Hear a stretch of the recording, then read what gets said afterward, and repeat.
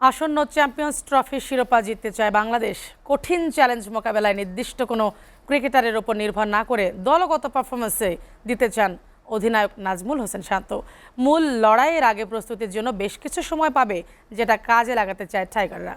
দেশ ছাড়ার আগে আনুষ্ঠানিক সংবাদ সম্মেলনে এসব কথা জানিয়েছেন অধিনায়ক নাজমুল শান্ত।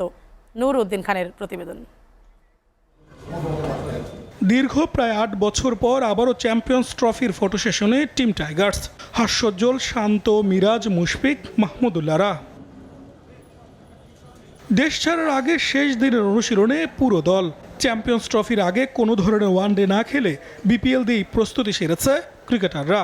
আনুষ্ঠানিক সংবাদ সম্মেলনে নাজমুল হোসেন শান্ত জানিয়েছেন, মূল লড়াইয়ের আগে প্রস্তুতির সুযোগ পাবে টাইগাররা। ওয়ানডে ফরম্যাটটা ভালো যাচ্ছে, অনেক দিন পরে ম্যাচ খেলবো। ম্যাচ প্রিপারেশনটা আসলে এখানে হচ্ছে।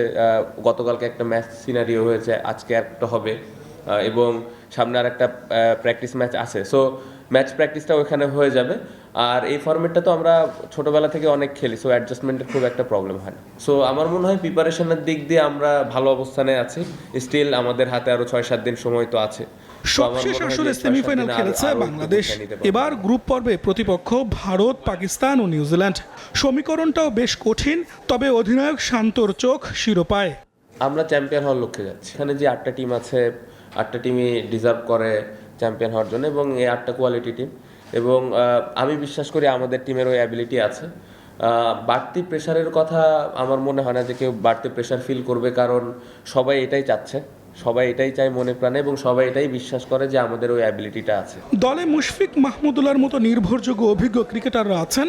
তারপরও নির্দিষ্ট কোনো ক্রিকেটারের ওপর নির্ভর হতে চান না বাংলাদেশ অধিনায়ক। ক্যাপাবল একটা দলকে জিতানোর জন্য অবশ্যই এর ভিতরে এক একটা দলে এক্স ফ্যাক্টর থাকে। অবশ্যই সে অনেক বড় বোলার, বাট আসলে এইভাবে ইন্ডিভিজুয়াল আমরা কোনো ধরনের কোনো প্ল্যান করতে চাই না। চ্যাম্পিয়ন্স ট্রফি খেলতে বৃহস্পতিবার রাতে দুবাইয়ের উদ্দেশ্যে ঢাকা ছাড়বে বাংলাদেশ দল। ওভারঅল একটা নূর উদ্দিন খান, এসআর টিভি, ঢাকা।